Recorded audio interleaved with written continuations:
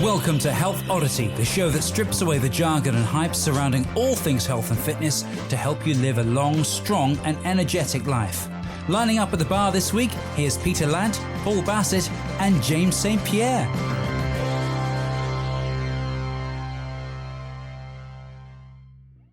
Hello and welcome to the Health Oddity podcast, episode 68. So we are closing in on Christmas. I think this is going out on the 16th of December. If you're listening to it on the day it's released, the 16th of December. And we have a fantastic guest with us today, someone who I have met fairly recently, but I was highly impressed with the technical things that he did, but also the service I received and his knowledge all around the subject that we're going to be talking about today, which is why I've got him on the podcast today. But first of all, before we do that and introduce our guest for today, I'd like to say welcome to the usual hosts. And I will change up the order a bit because of what was mentioned last week. Mr. Paul Bassett in Putney. How are you, Paul? I'm all right. Like I've come prepared, with a great monologue. No, I'm fine. I'm good. It's been a good week. Ish. Okay, good. And Mr. Peter Lant is currently isolating in Bath.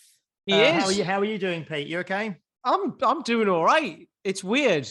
Yeah, because I'm isolating because I've got COVID. Don't worry, you can't catch it online, can you? It's not a computer virus. I shouldn't laugh. Is it funny? Is it not? You know what I mean? It's not been great for everyone, has it? But it's what I'll laugh at everything. It's going to be the world, isn't it? But it's weird because basically I just feel like I've got a bit of a cold and that's it. And whether that's lifestyle, whether it's the vaccine, whatever, because I'm double jabbed as well, so I just feel quite fortunate that it hasn't knocked me out, basically. So the only problem is I've got to spend 10 days in the house. Which isn't easy. I'm only on day 2 and I'm going mental. You can do lots of pistol squats and lots of pressing and lots of Indian clubs and lots of everything for 10 days. I hit a flying crow pose for the first time this morning as well in my pajamas. So that was quite nice. Brilliant. Is that where you do yoga while jumping? No. Okay, guys. So the guest we have today is Owen Hutchins from My Vital Metrics, which is he'll tell you all about it in a minute, but it is I'll call it a clinic. I'm not sure if technically it's a clinic, but it's in London, Finsbury Circus, only a couple of minutes walk from Liverpool Street. And I met Owen a couple of weeks back where I went there for a DEXA scan and a body map. And like I say, I was there with a friend of the show and a client of Unique Results, Mr. Graham Harris. We had a really fantastic time with Owen. Like I say, blown away by the knowledge he's got, not just around the services he provides, but everything kind of around that and about that to do with health and assessment. So, and with it being December, like I said, I thought it'd be really good to speak to Owen, because people, if they're looking to start a fitness journey or looking to make some kind of lifestyle change in the new year, it's really good to know where you're starting from. And Owen's an expert around all those things. So first of all, welcome to the Health Oddity podcast, Owen. And would you like to just tell our listeners kind of a little bit about yourself, your background, what you do now, and kind of your journey to what you do now? Yeah, absolutely. Thanks very much for the intro, James. I've been a sports therapist and a personal trainer for around 19 or 20 years now. And I originally trained in Australia and started working there. And then shortly after that, in about 2004, I moved to the UK and started working in the industry here. So, I've kind of been kind of around the circuit with kind of sports massage, with sports nutrition, with personal training and all of that. And what basically has brought me to My Vital Metrics was in 2013, I returned to Australia and I was working out of there and training myself. And it was the first time I'd come across getting a DEXA scan for body composition and starting to use that in my own training for the first time. And I was kind of blown away by kind of how much specificity I was able to get. I was able to get a hold of kind of accurate statistics on what was going on inside my body that I had been kind of chasing or just guessing at up until that point. And I'm from Sydney, so Sydney is a city of 4 million people or so, and there are at least three or four different places offering kind of DEXA scans for both composition side as well as the bone density side, and I guess we'll talk about that soon. But in 2017, I kind of came back and realized that there was virtually nobody doing this over here. Looked into it, I realized why, and that was there was a bit of a legislative uncertainty within Europe. The European legislation hadn't considered the possibility of what is effectively a very large-scale medical machine being used in a non-medical context. So there was this legislative uncertainty. So I'd hatched a business plan and kind of really wanted to bring this to the UK market, but was somewhat delayed by that.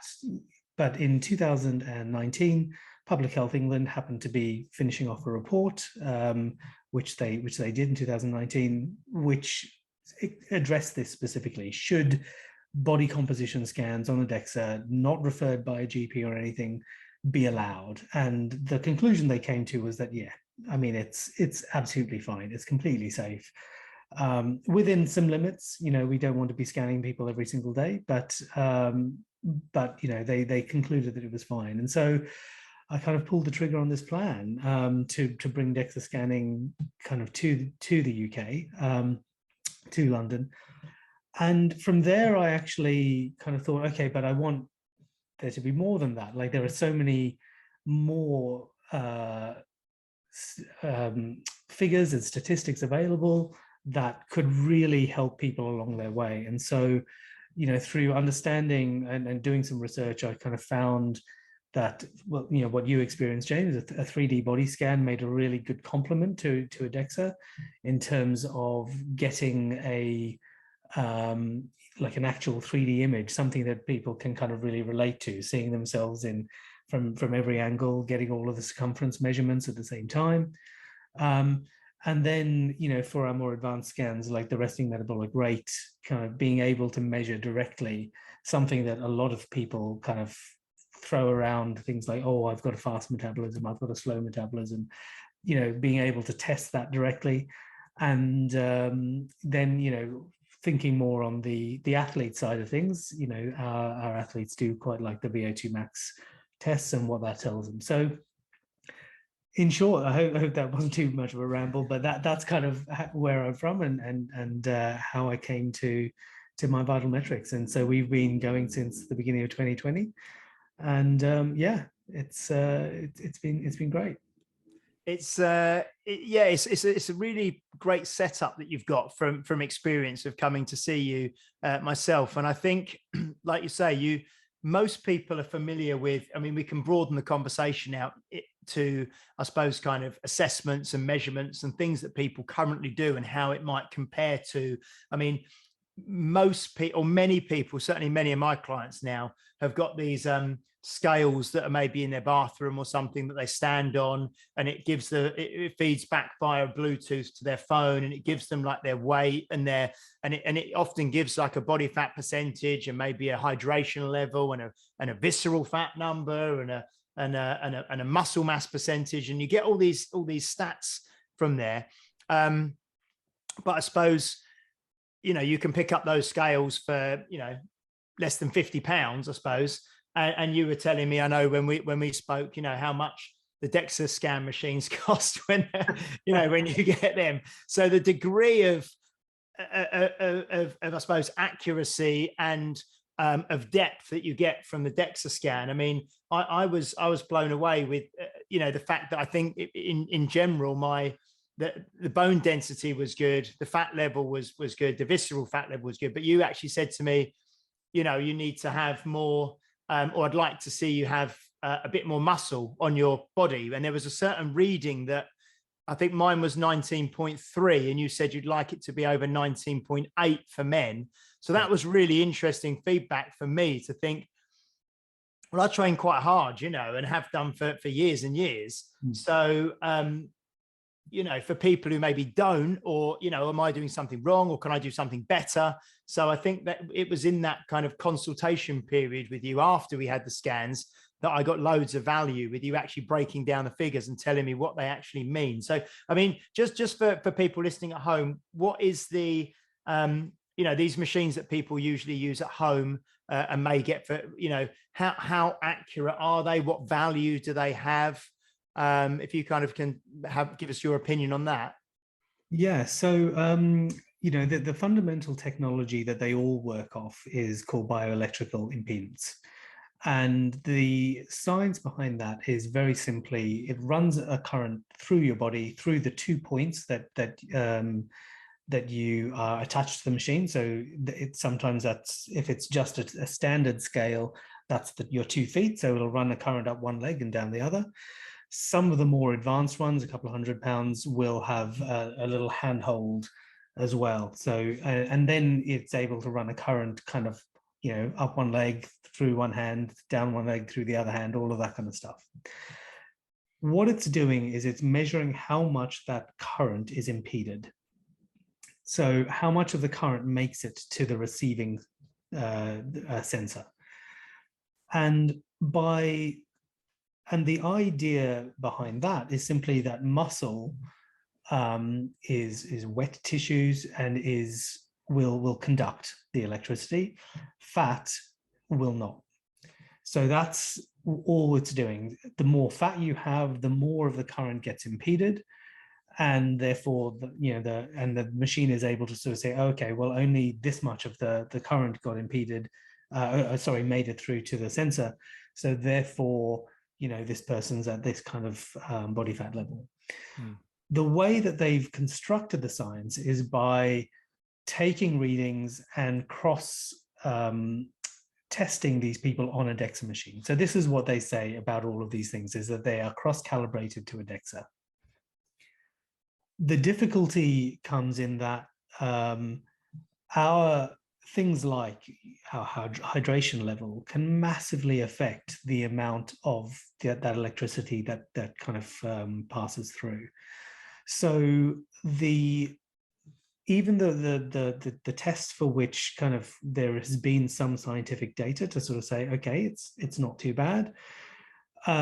Those are on the machines that are several £1,000s. Sometimes you might find them, the in-body things in gyms, but they are still hugely variable. Hugely variable from test to test, and people will have that. Will know that if you hop on it every single day, you might find that your body fat fluctuates several percent every day. Now, do we know that the body fat can't really fluctuate several percent every day? Absolutely, we know that. So that means that the reading itself must be off. So for those things to get an absolute figure, it's very, very difficult. Very difficult. You won't really get a meaningful figure that you can kind of use and sort of pin that and say, this is my body fat percentage. Is it just a gimmick then? To a certain extent. But I mean, what you can do is, if you are measuring daily, let's say, if you've got one in the gym and you step on it every day and you hold the little handles and it gives you a readout and you take a note of that, over time you can see trends. And there is value in that. I'm not going to deny it. There is absolute value in that. But we have to understand the limitations that these machines have. I suppose the combination of wearable tech might make that a more powerful proposition than it was, say, 10 years ago, where you would have to actually just note it down yourself, in a little diary and say, okay, I was 22%, now I'm 23, then I'm 21. With the tech, I suppose it might have a little bit more benefit that you could just bring up a graph or something like that. That's right. And actually, like, several clients do tend to show me kind of their graphs of their home scale that they take, and it automatically talks to their phone, and that kind of updates into their health app. So and you can kind of start to see trends like that, but you also see the everyday, like it's going like this, and that's that's disheartening. So with that, you'd see trends as well, because like I was gonna ask a similar question, like, can you just use it daily, and then you're using the same machine? It might not be accurate, but it's gonna, as long as you use it, if you're using different machines, you're gonna get different results, right? But as long as you're using the same scales, you're gonna get a kind of, like you say, a trend. But it doesn't tell you really where you're at, does it? Like, you're like a DEXA machine will tell you what you like, where you are health wise, basically, whereas this machine is just going to say you're going in the right direction, but it doesn't basically tell you that you're being healthy, I suppose. Yeah, absolutely. So because we don't get an absolute figure, and whereas we do know that for health there are some absolute figures. We know that American Council of Exercise recommends that below 20% body fat would be ideal for any age group. You're never going to get a figure that you can relate to that 20% figure from one of these scales. I have one myself. I have for many years. I still get on it. I still laugh. It tells me that I'm 29.9% body fat the other day. And I know from a DEXA that that's more than 15% out. So wow, that's big then, yeah. So I mean, so from, if that's the technology that the bathroom scale uses, you said this sort of electrical impedance calculation, what does a DEXA scan do, and how does a DEXA scan work? Yeah, so so one final point on the bioelectrical, and that is also think about where it's collecting the information, and that is effectively, if you've got a normal scale, there are two collection points. So while the bigger machines might have some validation on overall body fat percentage, usually these machines will say things like the visceral fat. We're calling this an experimental feature, or it's in beta or something like that. There's no kind of evidence base for some of these more specific measurements that they give. And if you think about what it's doing, if it's sending a current up one leg and down the other, how on earth is it going to measure specifically how much fat you have in your midsection? So that was just the final point on that. Yeah. James's hammers in the background there, and I'm going to point to it. It's not an acronym. We've got an acronym thing to say, like, just in case we lose people on this. What's visceral fat, just for people listening? Yeah, yes. Sorry. Yeah, good point. So visceral fat is, I'm worried about that hammer. We just hold this up. We just hold this up when we want things explained. That's yeah. If you explain it incorrectly, it'll appear on your screen. So visceral fat is that we've got two broad types of fat in the body. Subcutaneous fat is the one that everyone talks about most of the time. That is the fat that you can see. It's the fat that you can pinch if you want to be doing that. Anything that is kind of just under the skin and wobbles and things like that, all of that is subcutaneous fat. Visceral fat you cannot see, feel, or touch. It is within the abdominal cavity in particular. So it is underneath your abdominals and underneath all of the muscle layers. You can't really see it. But it sits in and around your organs, in particular around your small intestine, just outside the liver. And what the research is kind of saying now is that visceral fat in particular is a much better predictor of your overall health, and in particular your cardiovascular risk, than subcutaneous fat. And some very recent studies are actually looking at the ratio of visceral fat to subcutaneous fat. So, people who are holding a lot of subcutaneous fat but also have a relatively high visceral fat level is less problematic than someone who's got very low subcutaneous fat but is holding a lot of visceral fat. So the ratio of those two in just the most like the 2020-21 studies, that ratio is starting to be reported. That's interesting. So it's a bit like cholesterol ratio sort of thing. It's similar and a similar thing. So is it does it work both ways then? Say, because you get the term, I'm going to use it, is skinny fat, right?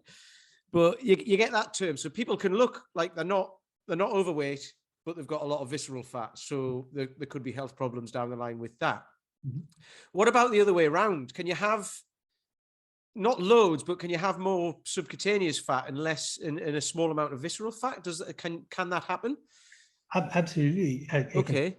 So, and by and large, huge generalization, but women, have a greater tendency, and one of the things that we measure is where people put their fat. Yeah, have a greater tendency to have fat stored in the lower limbs, so around the thighs, and therefore they've actually got less of a propensity to put on fat around the midsection, and therefore less propensity to have visceral fat. So they generally have lower visceral fat than men. Some men who are kind of erring on that type of fat deposition also can have lower visceral fat. But as you sort of said, men who have a much more typical kind of male deposition of fat, which pushes all the fat up around the belly, they can have, even if the rest of them is quite small, is not, they don't have a whole lot of subcutaneous fat, they can potentially put on a lot of visceral fat, and that alone can kind of cause them to be in a risk factor for cardiovascular disease. Cool. So if I do actually hold up the acronym hammer and ask, what does DEXA stand for? What is a DEXA scan? Yeah, so I mean, it stands for dual energy X-ray absorbiometry. So what that breaks down to. Okay. See why they shortened it. Yeah. So what that breaks down to is it's an X-ray machine, and it's an X-ray machine that will fire 2 energy X-rays in through you. And as you've experienced, James, so the way that this works is you lie on a bed, and this arm kind of comes above and below you, and the main stuff is actually going on below. So the X-ray is generated from below, and it will move down your body and pixel by pixel, fire tiny X-rays, 2 tiny X-rays, each pixel, through your body. One of those X-rays has got an energy that goes straight through the muscle and the fat, and is stopped by the bone. So it kind of picks up in every pixel how much bone is in that particular pixel. The other energy X-ray kind of goes straight through the muscle, but it picks up the fat. So so it's stopped specifically by the fat. So these are different kind of wavelengths, if you think of it like that. So that one will then kind of go through every pixel and say, okay, well, how much fat is in this pixel? And so you build up this picture, pixel by pixel, area by area, and it works. And the absorbiometry means it in a similar way to the bioelectrical impedance. The sensor, which is above you, detects how much of that X-ray has made it through, and by detecting that, it's able to kind of tell you how much bone, how much fat is in in that particular pixel, and by extension, how much muscle, which is everything else. So by building up that whole picture of you, and part of the DEXA scan, you do get an image that shows you which are the fat bits, which are the muscle bits, which are the bone. By building so that is up, something like a liver counted as muscle? in this DEXA scan. Yeah, that's right. So, the DEXA, as I said, explicitly measures bone and explicitly measures fat, and everything else is called lean mass. So the lean mass in, let's say, your abdominal region is mostly your organs. Whereas the lean mass out in your arms and your shoulders and your legs, that's almost exclusively muscle. So that's how a DEXA works. So it kind of builds up this picture of you, effectively adds it all together, and is able to then sort of say, well, what proportion did we get that was fat, and what proportion was bone, and everything else, that kind of goes into that. So you mentioned earlier, I think that the majority of the vast majority of DEXA scans of units or machines in the UK are owned by the NHS, and they're used in medical settings, or private medical settings, for DEXA scans. So I think the majority of use, I think you told me when I met you, from a medical perspective, they tend to use DEXAs mainly for diagnosing or looking for osteoporosis and osteopenia and stuff like that, isn't it? The bone density side of it. Yeah, that's right. Yeah. And as you said, 90, if not 99% of DEXAs are used almost exclusively for that. So it's the kind of thing, like, you've got to be, if you want anything other than that, if you want composition and things like that, you'd have to be very careful about where you go, because otherwise they'll just do a bone scan on you and say your bones are fine. What are you on about? Yeah. So what do you find most people, who tends to come to you? What kind of person would come and use your service and kind of pay for this to be done privately? And what kind of information are they usually after? So there's kind of definitely several kind of categories of people that come in. Without a doubt, one category is kind of young fitness enthusiasts, bodybuilder types who are chasing very, very low body fat percentages. And that's what they want to know. They want to know, what's my body fat percentage? How much leaner can I get? And how am I going to get there? So that's kind of part of it. A second category, are people like sports people, particularly sports people for whom weight is a factor. I get a number of people in combat sports coming in. They'll come in at 85 kilos and say, so I want to fight in like a 68 kilo category. What do you reckon? Do I have enough fat to lose, or am I losing muscle? So people trying to kind of assess what the limits are for them without losing too much strength. We definitely have a category of just your very kind of new person to fitness, or someone who is kind of looking into their health, well-being for the first time, and they want to understand exactly where they are.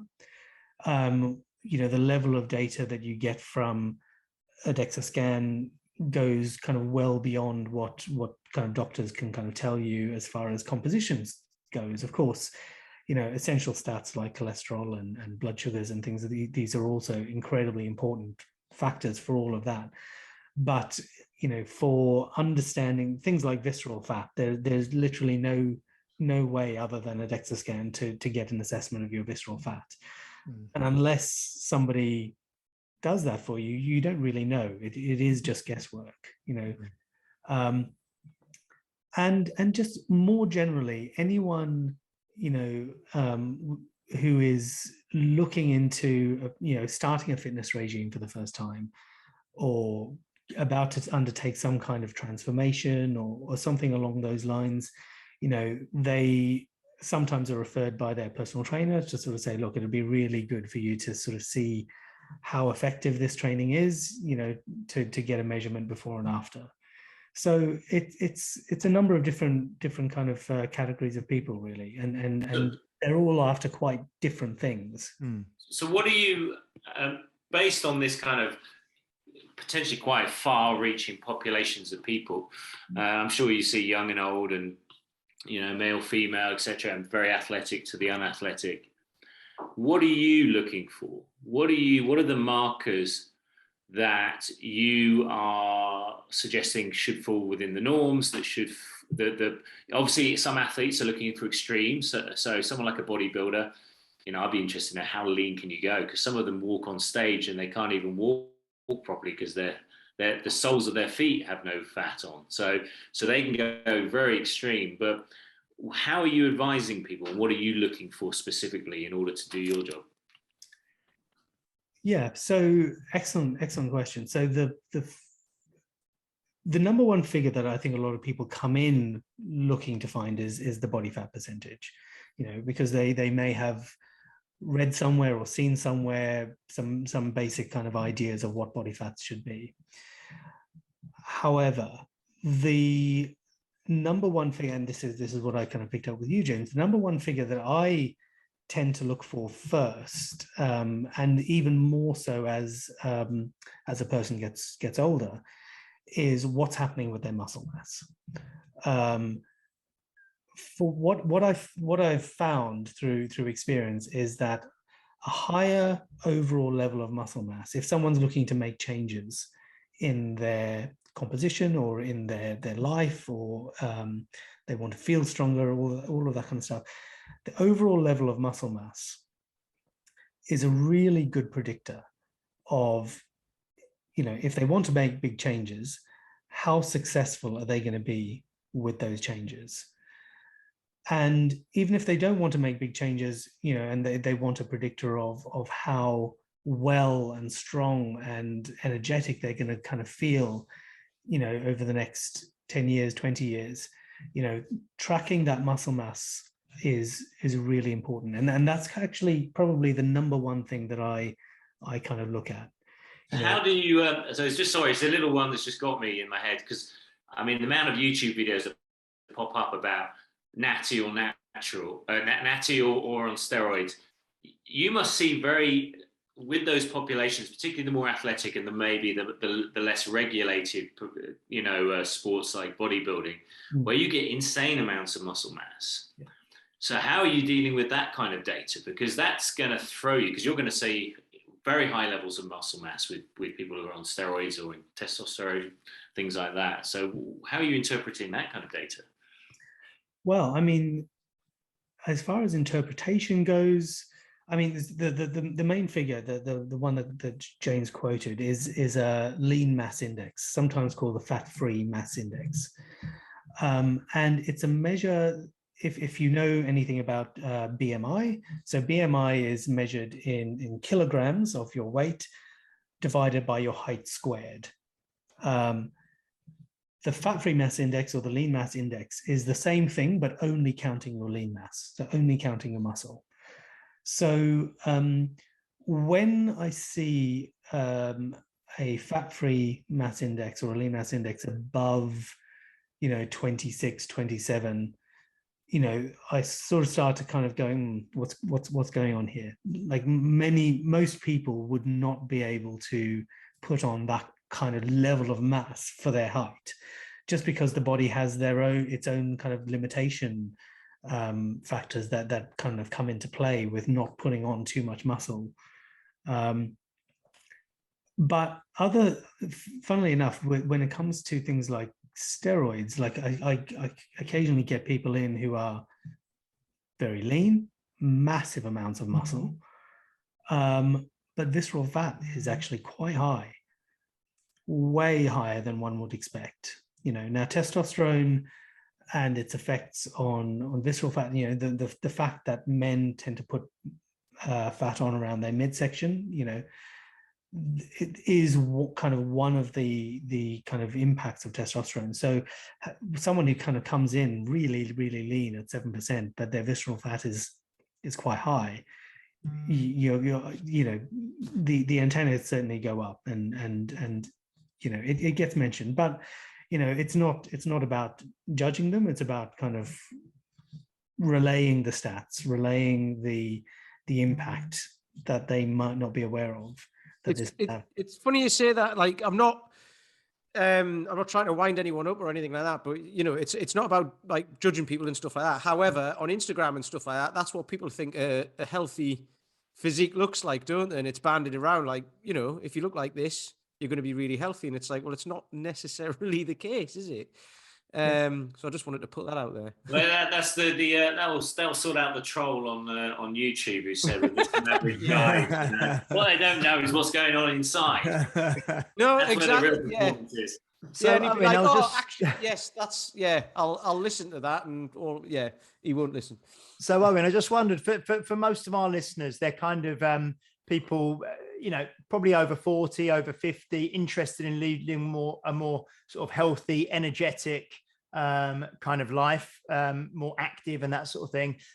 The other thing that you did when I was there was this 3D body map, which was really interesting as well. And like you said, it's kind of a bit funny when you actually can sort of spin yourself around on a screen and look at yourself from every angle and things. It's not something we usually get to do. But what can you talk to us just a little bit about what that is? And like you mentioned, that actually complements the DEXA quite well. But the process that goes to create that image, and then what you get from that image. Because I know you also talked a bit about sort of posture and things from that image that you got as well, which was really interesting. Yeah, that's right. So, the 3D body map is, it's a much simpler piece of kit than the DEXA. I mean, what we've got is a booth. It looks just like a kind of a fairly standard photo booth, except you stand, you don't sit. There are 20 different cameras, infrared cameras, and an infrared dot sprayer that, and each of them is taking an image over the course of about 10 seconds, an image of you that then gets stitched together into an overall picture. So that picture is, it's in full 3D, so you're able to view yourself from any angle. And along the way, it takes all of your circumference measurements. So one of the values in that is kind of, let's say, someone is looking to put on muscle, or they're looking, sometimes I get bodybuilders who are sort of say, oh, I want to develop my upper chest, or it's lagging. We can kind of take slices through the body, just to sort of see what the shape is doing at all sorts of, at any height. But as you sort of said, the real, besides circumference measurements, the real value is in this postural assessment. So, and this is not about demonizing any particular posture as bad or any other posture as particularly good, but there are certain markers that can be predictive of pain patterns if they haven't developed, being about to develop. So what the kinds of things that we're talking about are, a particularly anteriorly tilted pelvis, for example, or a particularly sharp curvature in the neck when looking from the side. Sort of, if the neck curvature is doing a little V shape, then what we're seeing is possibly a daily position or practice where someone is really kind of sitting at their computers with their neck craned. Doing that front to back all the way down, looking at the hip position, looking at the head position, looking at what's happening in the thoracic spine. Is the lumbar spine kind of too deep a curvature there?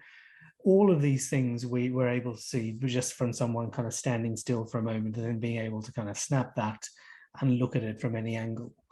And there are definite trends of what I see most of. I mostly see kind of necks that are, have been looking down for far too long, or that are kind of craning forward. I see hips that are anteriorly tilted quite a lot.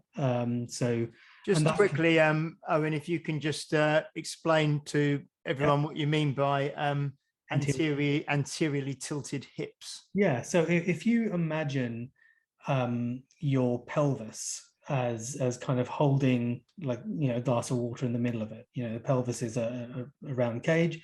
If it's tilted and that glass of milk that you're holding in it would leak out to the front, then that's an anteriorly tilted pelvis. So what it tends to look like in practice is a person who's got a very deep spinal curvature down in their lumbar spine. Their bum might be sticking out, and they might be kind of look a little bit like a gorilla at the front, sort of like that kind of very long abdominal thing with and everything's kind of just a little bit dipped over their legs. And it tends to come from sometimes weak abdominals, weak glutes, or everyone's favorite tight hip flexors. So these kind of things can actually stop people in feeling good about their general movement if they're not kind of addressed in some way. And the good thing about the 3D is that it can pick up kind of quite subtle levels of these things. So it needn't be a problem now, but we can kind of say, look, you're doing something that's, really tightening up your hip flexors, or, you might want to just start to think about stretching those out a bit more than you have. Since you started, have you seen, or maybe even in the evidence, have you seen trends in terms of, I suppose there's a couple of metrics, really. The first one would be, have you seen people's body fat percentage of muscle mass and bone density change negatively over the last kind of, God knows, as long as you've been in business, but also from the data. But have you also seen where the deposits of fat, etc., change? So, for example, suggestions that, if people drink a lot of beer, they're exposed to more estrogen and things like that. So are you seeing changes like that at all? So over the course of the pandemic, I've definitely seen some changes. I mean, without a doubt, there are a huge number of people who kind of came in post-pandemic, who had come in kind of just pre-pandemic or in the early days, whose body composition has overall been negatively affected. It's been a very, very challenging time for people's fitness and health generally. So yeah, without a doubt, I mean, we're talking lower muscle mass, slightly lower bone density. Bones do tend to take a bit longer to shift, plus and minus. So not so much of a trend on the bones, but definitely muscle mass down and body fat up has been quite a common story. The distribution that you spoke about. So generally speaking, what I find is that a person's distribution is relatively fixed. So unless they go and do something that changes their hormonal profile, you mentioned estrogen, so go and do something that changes their ratio of testosterone to estrogen or anything along those lines, their deposition of fat tends to be pretty similar. So a woman who I would kind of call is very estrogen dominant as far as her deposition of fat goes. So in other words, very, very little fat around the midsection in the what we call the android area. So the area that men typically put on fat, which is around the midsection, they call that the android area. And the area that women put on fat, which is around the thighs, they call that the gynoid area. So if a woman is, very estrogen dominant, then she will put on most of her fat around the thighs, and her upper body might be very lean indeed. And if that's her pattern, then short of the balance of her hormones changing, that's unlikely to change. So what we can kind of predict is like, okay, if you're about to, embark upon a fat loss regime, what you can expect is probably you'll see it coming off first in the upper body before you really see the thighs start to move. So it's about kind of warning people what they're in for, what is the likely path as well. So that said, and I've not been doing this long enough to have seen someone like pre-menopausal and then post-menopausal, but with the changes in hormonal output that occur during the menopause, that might be one kind of instance where a woman's body might change quite dramatically over that in shape and in terms of deposition. Can I just ask, we're going to kind of wrap up in the next 5 minutes or so. So I'm already thinking what we'll probably need to do, if possible, is get you on again in the new year and talk more about the performance side of testing that you do, the things like the resting metabolic rate, the VO2 max testing that you do, and the other performance tests. But to kind of round this episode off, in terms of the bone density, the information you get from a DEXA scan, bone density. I mean, you just mentioned menopause there. I mean, obviously, regardless of menopause or perimenopause, I think we had a discussion around most women and most people in general, as they get older, strength training becomes so much more important. I know you've obviously already mentioned that one of the things you give a lot of importance on or weight to is the muscle, the overall muscle that people have, and obviously strength training done correctly also impacts the bone mineral density and the thickness of bones. But what do you look at for the kind of the bone density side of the DEXA scan? What are your kind of red flags, or when people are doing pretty well, what kind of measurements do you use for that? Yeah, so the bone density that we do is kind of an overall bone density. So because it's all done in the one scan, we get the entire body, and we're able to break down, what's your bone density in your left ribs, in your right ribs, left arm, left leg, right leg, pelvis, thoracic spine, lumbar spine. So things that are red flags you mentioned, young people with poor bone density, that shouldn't happen. That really shouldn't happen. Obviously, we do get a number of older people coming in who are very concerned about their bones, and it's one of those things. It's okay to have light bones. People will will have lighter than average bones, and that's fine. There are certain levels. So there is something called a T-score, which kind of compares your bone density to that of a 30-year-old person, a healthy 30-year-old. When your T-score falls below a certain level, we can't kind of diagnose you, but we can sort of say, look, this is a problem. You should take this to your GP and get the more specific scans that they do on the NHS, which will be like a specific DEXA. It's the same machine, but a specific DEXA on their lumbar spine or on the neck of their femur. So we can kind of like highlight those kind of things.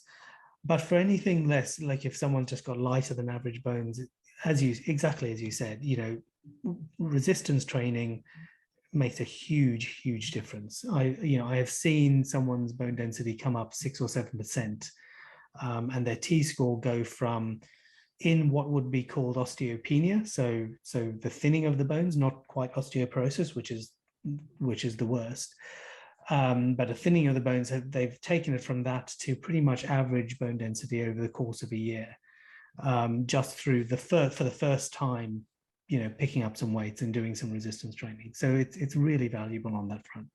Excellent.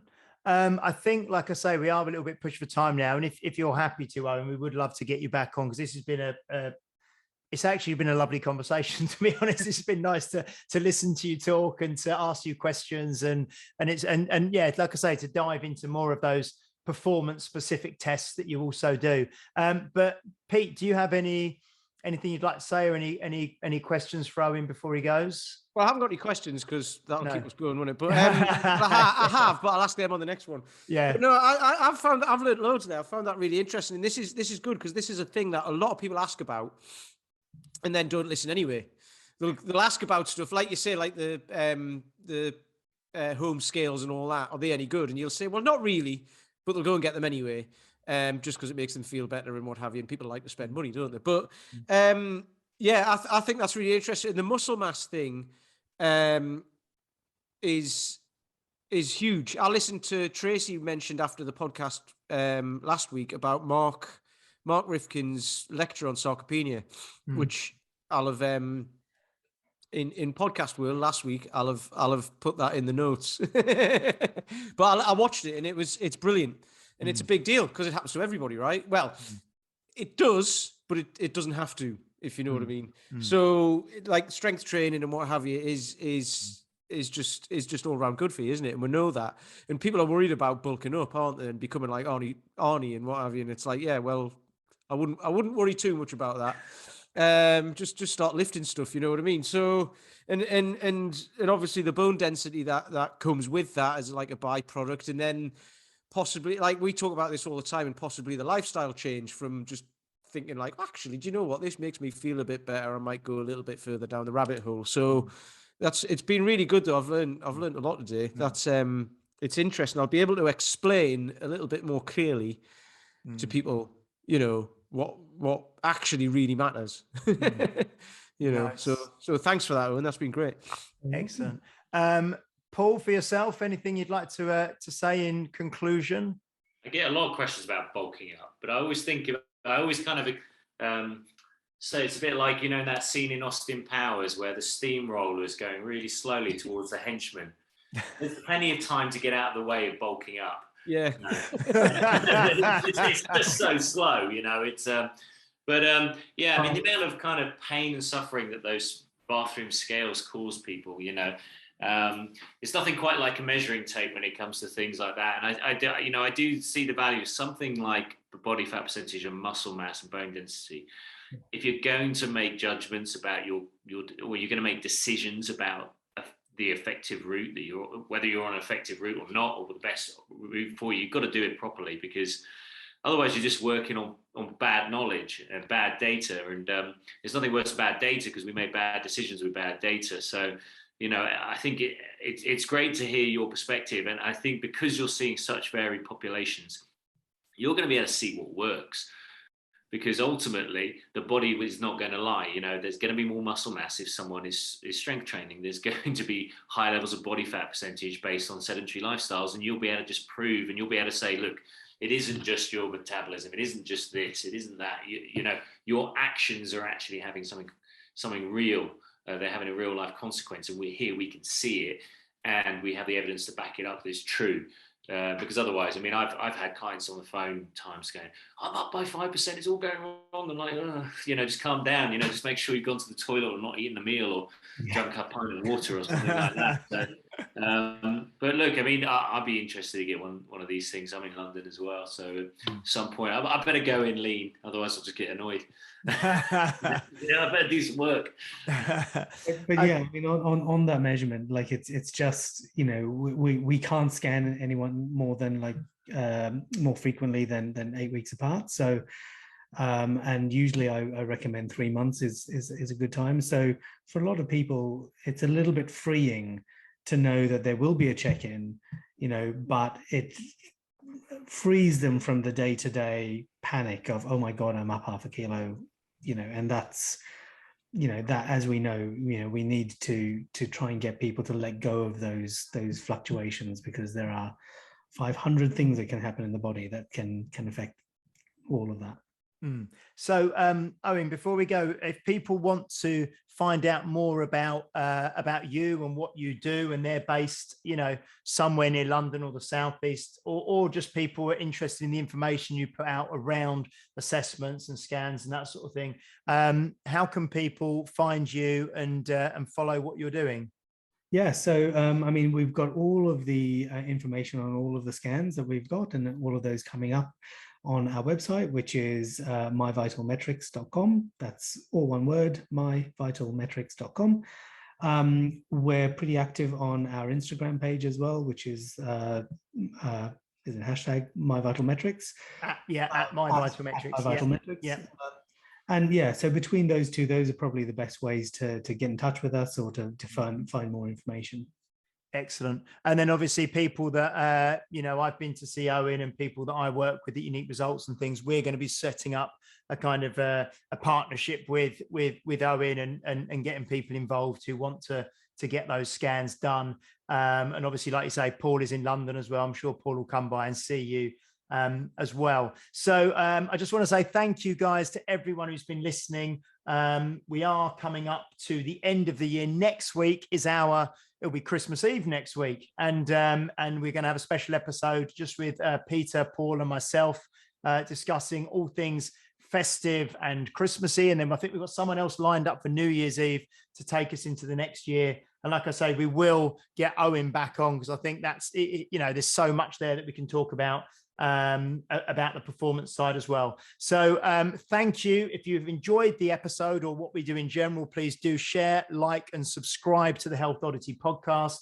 Please do share it with friends. And if you're listening on a platform that allows you to leave a review as well. We do have our Facebook group, which is just Health Oddity. If you search groups on Health Oddity and click on join that, and we will let you in to the group. And I think that's just about it. Say goodbye, Mr. Peter Lant. Ta-ra! I thought you were just going to wave there and not say anything. Say goodbye, Mr. Paul Bassett. Bye. Just if every person listening shared this podcast, we'd become massive. Just think about it. Just share it on Facebook. Everyone, do it. Share it around and certainly follow at My Vital Metrics on Instagram and check out their website, myvitalmetrics.com. And say goodbye, Mr. Owen Hutchins. Guys, thank you so much for having me. This has been really fun. Thank you, guys. We'll see you again next week. Take care. You've been listening to Health Odyssey with Peter Lant, Paul Bassett, and James St. Pierre. To get your regular fix of hype-free health, you can subscribe and leave a review wherever you get your favorite podcasts. You can find out more on today's and other topics at healthodyssey.com or find us on Facebook or Instagram by searching for Health Oddity.